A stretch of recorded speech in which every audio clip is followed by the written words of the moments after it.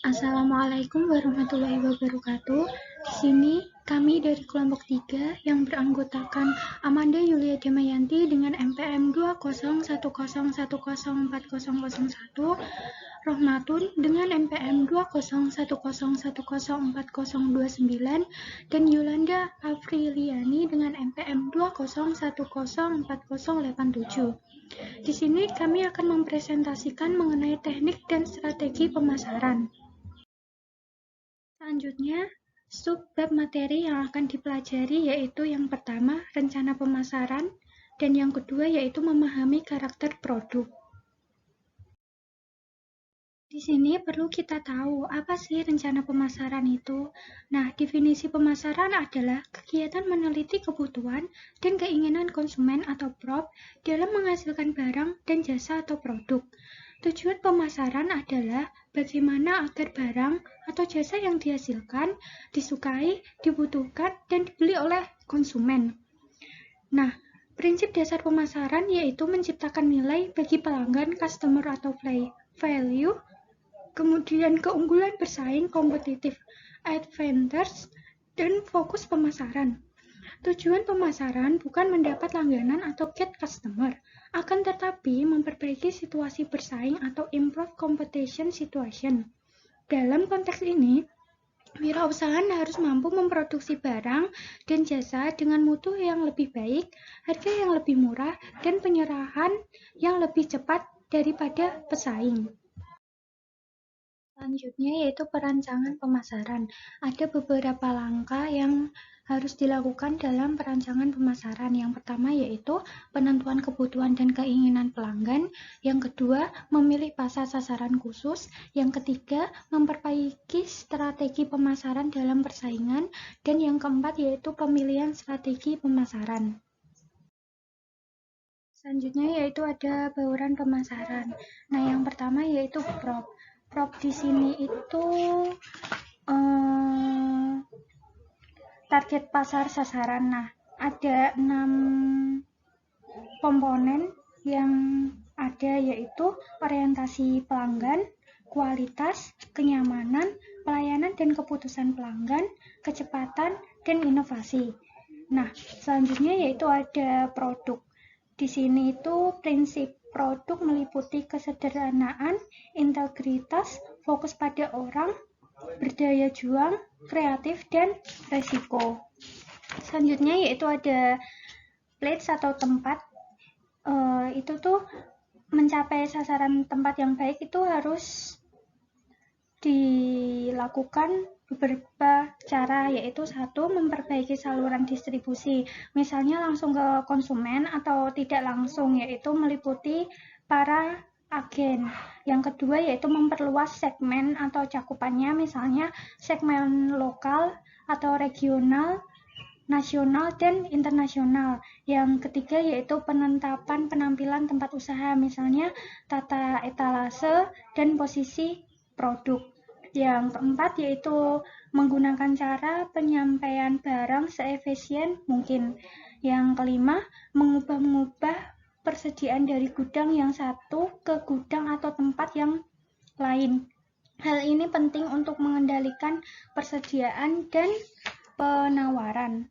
Selanjutnya yaitu ada harga. Harga di sini itu yang tepat memerlukan banyak pilihan, tidak saja berdasarkan pada intuisi, perasaan, tetapi juga harus berdasarkan pada informasi, fakta, dan analisis di lapangan. Nah, faktor-faktor yang harus dipertimbangkan antara lain yaitu yang pertama, biaya barang dan jasa, kedua, permintaan dan penawaran pasar, yang ketiga, antisipasi volume penjualan produk dan jasa, yang keempat yaitu harga pesaing, yang kelima, kondisi ekonomi, yang keenam yaitu lokasi usaha, yang ketujuh yaitu fluktuasi musiman, yang kedelapan yaitu faktor psikologis pelanggan, yang kesembilan yaitu bunga kredit dan bentuk kredit, dan yang ke-10 yaitu sensitivitas harga pelanggan.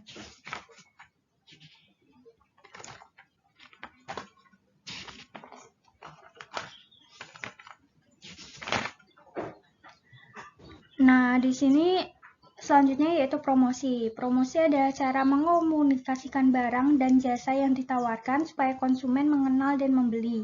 Tujuan promosi adalah untuk memperkenalkan barang dan jasa agar diketahui, dibutuhkan, dan diminati oleh konsumen. Agar barang dan jasa yang kita produksi dikenal, diketahui, dibutuhkan, dan diminta konsumen, wirausahawan harus segera melakukan usaha-usaha sebagai berikut. Yang pertama yaitu informasikan barang atau jasa yang dihasilkan pada konsumen. Yang kedua yaitu bujuk konsumen agar mau membeli barang atau jasa yang dihasilkan. Yang ketiga yaitu mempengaruhi konsumen agar tertarik terhadap barang atau jasa yang kita hasilkan. C. Produk. Perlu diingat bahwa produk selalu mengalami daur hidup yang terdiri dari tahap pengembangan, tahap pengenalan, tahap pertumbuhan penjualan, tahap kematangan, tahap kejenuhan, dan penurunan. Yang pertama, tahap pengembangan. Pengembangan produk baru merupakan bagian terpenting dalam pemasaran. Namun demikian, dalam tahap pengembangan produk ini sering timbul risiko yang besar, dan hampir 80% produk gagal. Ada beberapa alasan mengapa produk tersebut gagal, seperti produk baru tidak berbeda secara memadai dengan produk yang ada di pasar. Wirausahawan tidak memiliki pengetahuan yang memadai tentang pasar. Perusahaan sangat miskin perencanaan dan kurang gencar dalam memperkenalkan produk-produk barunya. Keempat, wirausahawan gagal untuk menyesuaikan strategi produknya ketika ada perubahan. Terakhir, perusahaan kekurangan dana yang memadai dan kurang komitmen terhadap produk baru. Yang kedua, ada tahap pengenalan. Pada tahap ini, produk baru dikenalkan kepada konsumen potensial. Karena masih kurang diterima di pasar, produk baru harus mencoba menerobos pasar yang sudah ada dan bersaing dengan produk yang sudah ada. Yang ketiga, tahap pertumbuhan penjualan. Setelah barang dikenal konsumen, produk tersebut mulai masuk dan diterima oleh konsumen atau disebut juga tahap pertumbuhan penjualan. Yang keempat, tahap kematangan. Pada tahap ini, volume penjualan terus meningkat dan margin laba mencapai puncaknya. Yang kelima, tahap kejenuhan. Pada tahap ini, penjualan mencapai puncaknya dan konsumen mulai jenuh terhadap produk tersebut. Yang keenam, tahap penurunan. Tahap ini merupakan lingkaran akhir daur hidup produk.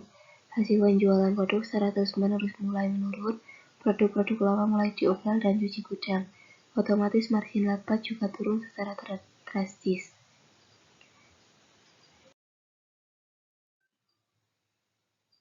Yang D, place atau tempat. Tempat yang menarik bagi konsumen adalah tempat yang paling strategis, menyenangkan, dan efisien.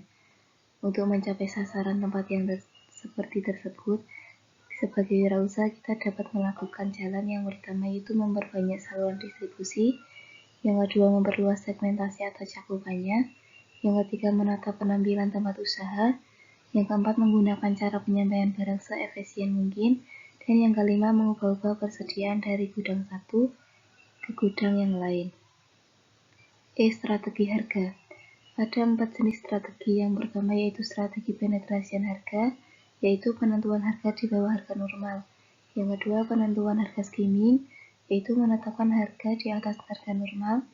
Yang ketiga strategi sliding down the demand curve, yaitu bertujuan untuk merebut keunggulan melalui keunggulan teknologi.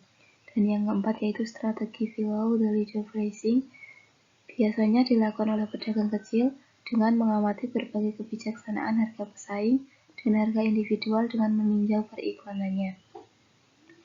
Promosi.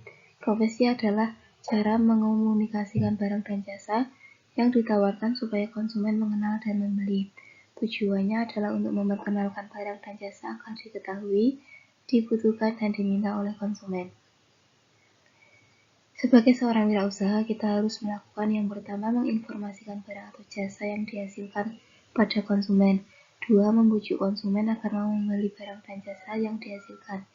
Yang ketiga, mempengaruhi konsumen agar tertarik terhadap barang atau jasa yang kita hasilkan. Oleh karena itu, promosi merupakan cara mengomunikasikan barang-barang dan jasa yang akan ditawarkan supaya konsumen mengenal dan membeli. Sesuai dengan fungsi promosi, yaitu menginformasikan, membujuk, mengingatkan, dan mempengaruhi. Ada beberapa jenis promosi, yaitu iklan, promosi penjualan, wiraniaga, pemasaran langsung, dan humas. Memahami karakter produk. Yang pertama, pengertiannya. Menurut Kotler dan Keller pada tahun 2006, karakteristik produk adalah kondisi yang berbeda dari suatu produk dibandingkan para pesaingnya yang dapat ditawarkan kepada konsumen untuk memenuhi kebutuhan. Setiap produk memiliki karakteristik yang berbeda-beda, dan setiap produsen selalu berusaha menciptakan produk yang memiliki karakteristik tersendiri, sehingga konsumen memiliki persepsi khusus terhadap produk tersebut.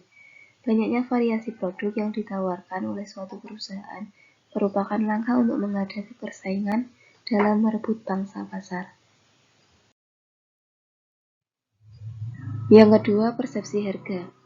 Persepsi adalah suatu proses yang diawali dengan pemaparan konsumen dan perhatian terhadap rangsangan pemasaran dan berakhir dengan penafsiran oleh konsumen. Pengertian harga adalah jumlah uang yang harus dibayar untuk mendapatkan hak untuk menggunakan produk. Terdapat dua faktor yang mempengaruhi persepsi terhadap kewajaran suatu harga. Yang pertama, pembeli cenderung untuk melakukan evaluasi terhadap perbedaan harga antara harga yang ditawarkan terhadap harga pasar yang diketahui. Yang kedua, price reference, atau yang dimiliki oleh pelanggan yang didapat dari pengalaman sendiri, internal price, dan informasi luar yaitu iklan dan pengalaman orang lain atau external reference price. Kemudian yang ketiga ada kesadaran akan merek atau brand awareness. Brand awareness menurut Kotler tahun 2006 adalah kesanggupan seorang calon pembeli untuk mengenali, mengingat kembali suatu merek sebagai bagian dari suatu kategori produk tertentu. Peran brand awareness pada brand equity tergantung pada tingkat pencapaian kesadaran di benak konsumen, dan tingkat brand awareness dapat digambarkan sebagai berikut. Yang pertama ada top of mind atau puncak pikiran. Top of mind merupakan merek pertama kali disebut atau diingat oleh responden ketika yang bersangkutan ditanya tentang suatu kategori produk. Kemudian yang kedua ada brand recall atau pengingat kembali merek. Brand recall atau pengingat kembali merek menggambarkan merek-merek yang disebut responden setelah menyebutkan merek yang pertama kali disebut. Kemudian yang ketiga ada brand recognition atau pengenalan merek. Brand recognition merupakan pengukuran brand awareness responden di mana kesadarannya diukur dengan memberikan bantuan dengan menyebut ciri-ciri dari produk merek tersebut. Kemudian yang keempat ada brand unaware atau tidak menyadari merek. Pengukuran brand unaware merupakan pengukuran brand awareness responden di mana responden tidak mengenali sama sekali atau tidak tahu mengenai suatu produk. Yang keempat ada keuntungan brand awareness. Menurut Keller tahun 2008, ada 3 keuntungan dalam menciptakan brand awareness, yaitu yang pertama ada learning advantage atau brand awareness mempengaruhi kekuatan sebuah asosiasi atau perusahaan yang akan menciptakan brand image. Untuk menciptakan brand image, tenaga pemasar harus memunculkan merek ke dalam memori konsumen terlebih dahulu. Langkah itu juga merupakan langkah pertama dalam menciptakan brand equity. Jika elemen merek yang tepat dipilih, maka tugas selanjutnya akan lebih mudah. Kemudian yang kedua ada consideration advantage. Meningkatkan brand awareness meningkatkan juga kemungkinan bahwa merek tersebut akan masuk dalam pertimbangan pembelian, termasuk dalam beberapa merek yang menjadi pertimbangan serius untuk dibeli oleh konsumen. Karena biasanya konsumen hanya mempertimbangkan beberapa merek untuk pembelian. Jadi harus bisa memastikan bahwa merek tersebut masuk dalam pertimbangan pembelian dan membuat merek lain cenderung kurang dianggap atau diingat. Kemudian yang ketiga ada judge advantage. Keuntungan ketiga dalam menciptakan brand awareness yang tinggi adalah dapat mempengaruhi pilihan di antara beberapa merek yang masuk dalam pertimbangan. Kemungkinan menjadi merek yang terpilih akan semakin besar apabila Merek yang masuk dalam pertimbangan pembelian hanya sedikit dan pengetahuan akan salah satu merek lebih bisa dibandingkan dengan yang lainnya. Kemudian yang kelima ada menciptakan brand awareness. Menciptakan brand awareness berarti meningkatkan keakraban merek melalui pemaparan yang berulang-ulang. Meskipun hal ini biasanya lebih efektif untuk pengenalan merek daripada untuk mengingat merek. Semakin banyak pengalaman konsumen dengan suatu merek, seperti dengan melihat, mendengar, atau memikirkannya, semakin besar kemungkinan ia menanamkan merek ke memori dengan kuat. Dengan demikian, melalui merek, simbol, logo, karakter, kemasan, atau slogan, termasuk iklan dan promosi sponsor kegiatan pemasaran, publisitas, humas, dan periklanan, sedikit banyak akan mengingatkan kesadaran dan familiaritas sebuah merek. Ditambah dengan unsur-unsur pemasaran yang baik tentunya akan lebih memperkuat. Kemudian yang keenam atau yang terakhir ada minat pembelian atau purchase intention. Menurut Rich dan Welch tahun 2007, minat pembelian adalah menyesuaikan motif pembelian dengan atribut dan karakter dari merek atau termasuk di dalamnya motivasi, persepsi, attitude information, dan integrasi.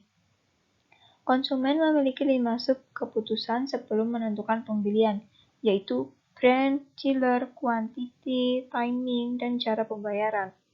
Pembelian untuk produk yang digunakan setiap hari melibatkan lebih sedikit keputusan dan pertimbangan, menurut Kotler and Keller tahun 2006. Terdapat 2 sumber informasi yang digunakan ketika menilai suatu kebutuhan fisik, yaitu persepsi individual dari tampak fisik dan sumber informasi luar seperti persepsi konsumen lain. Sekian pemaparan materi pada hari ini dari kelompok kami. Atas perhatian teman-teman, kami mengucapkan terima kasih. Semoga bermanfaat juga. Wassalamualaikum warahmatullahi wabarakatuh.